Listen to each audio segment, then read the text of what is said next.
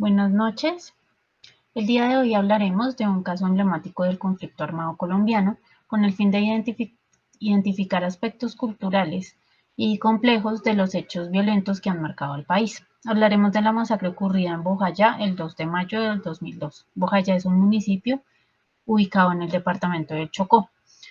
Todo empezó al llegar el grupo paramilitar al municipio, un municipio que, entre comillas, estaba controlado por la guerrilla. Inicialmente, los paramilitares pues dieron la orden para empezar a hablarle a los pobladores sobre los propósitos que tenían como grupo paramilitar dentro de la región. Cuando lo hicieron, una de las lideresas asumió la vocería de la comunidad para expresar el rechazo de la misma, haciendo la lectura pública de la Declaración por la Vida y la Paz, el mismo documento que la comunidad había elaborado en el 99 y que le había leído a la guerrilla el 22 de noviembre del 2001. En esa declaración sostenían que como población civil deseaban estar por fuera del conflicto armado, se comprometían a mantener su autonomía como pueblo y por lo tanto le solicitaban a los paramilitares que se retiraran del casco urbano.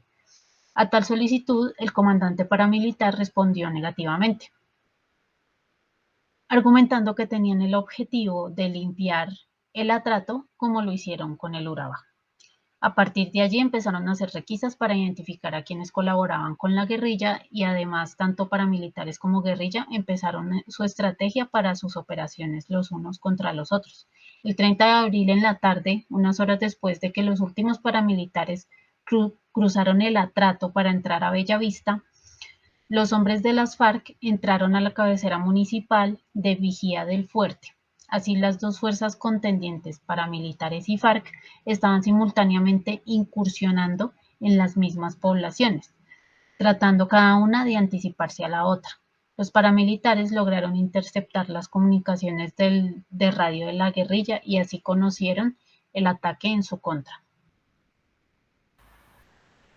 Ahora, ¿cómo fueron los hechos? Entonces, el 1 de mayo, aproximadamente a las 6 de la mañana, se iniciaron los combates en Vigía del Fuerte entre los paramilitares y la guerrilla, que terminaron por concentrarse en Bellavista, motivo por el cual los habitantes decidieron refugiarse en la iglesia, en la casa cural y en la casa de las misioneras agustinas. Los enfrentamientos continuaron todo el día, tanto que los refugios alcanzaron hasta 1.500 personas. Al día siguiente se reiniciaron los combates temprano. Las FARC-EP mantenían su posición en el barrio Pueblo Nuevo y en la periferia norte del casco urbano, mientras que los paramilitares continuaban ubicados alrededor del área central de Bellavista.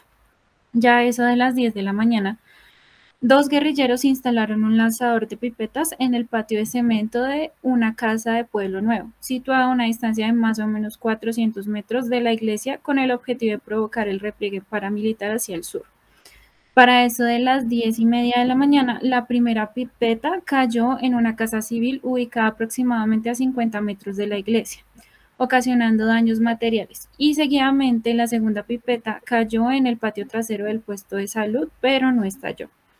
Sin embargo, a eso de las 10:45 de la mañana, la tercera pipeta, que fue la que más daño ocasionó, estalló al atravesar el techo de la iglesia e impactar en el altar.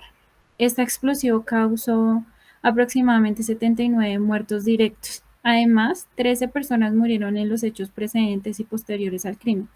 6 personas que estuvieron expuestas a esta explosión murieron de cáncer en el transcurso de los 8 años siguientes.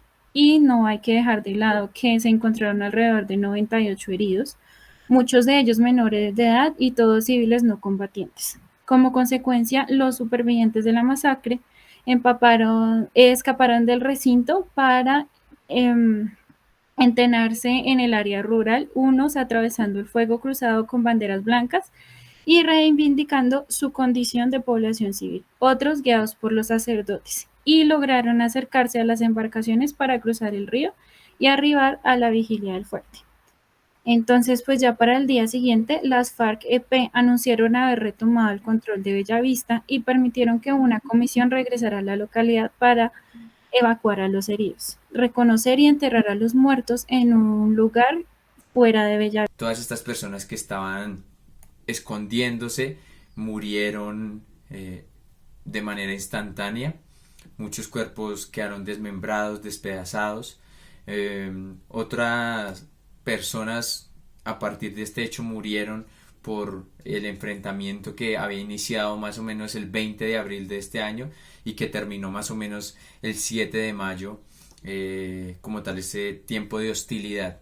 Gran parte pues de todas estas personas murieron por todos estos hechos de enfrentamiento. En la masacre murieron 98 personas y 79 víctimas como tal fueron directas pues de la explosión que se generó allí. Luego de todos estos hechos, casi que la mayoría de las personas que estaban viviendo en aquel lugar pues fueron desplazadas o muchos abandonaron este municipio porque luego de toda esta situación se generó mucho miedo y las personas pues tuvieron que salir de allí. También se vinculó directamente al Estado colombiano como culpable de toda esta situación, ya que pues la defensoría allí. También se vinculó directamente al Estado colombiano como culpable de toda esta situación, ya que pues la Defensoría del Pueblo y la Procuraduría habían hecho meses antes como tal un anuncio en cuanto al peligro en el que se encontraba esta población, porque pues desde el 97 la presencia guerrillera allí era muy fuerte, era un control casi que total de esta zona y estos enfrentamientos pues en algún momento se iban a generar. Entonces, como tal, estos fueron los hechos de relevancia en la masacre de Bojayá. Teniendo en cuenta el caso de Bojayá en el año 2002, la transición hacia la superación definitiva del conflicto armado y de la violencia implica la realización efectiva de los derechos a la verdad, la justicia, la reparación de las víctimas y las garantías de no repetición de los graves crímenes cometidos. Es por ello que pues, el Gobierno Nacional, como una contribución a la construcción de cultura de paz, crea la Ley de Víctimas, la Ley 1448 del 2011, con la cual se da vida a una entidad pública denominada el Centro de Memoria Histórica. En tal sentido, la memoria histórica contribuye a que la sociedad en su conjunto hoy se vea impedida para negar la existencia del conflicto en Colombia y a que reconozca como necesario el camino que se va a recorrer para reconstruir desde las memorias la historia de la guerra en Colombia. Si bien se reconocen los avances, la superación del conflicto demanda esfuerzos adicionales para continuar con el proceso encaminado a que las memorias de la guerra vivida en Colombia durante 50 años se constituyan en uno de los ejes principales del proceso de reconstrucción de las condiciones de paz que subyacen a una democracia plena y efectiva. Muchas gracias.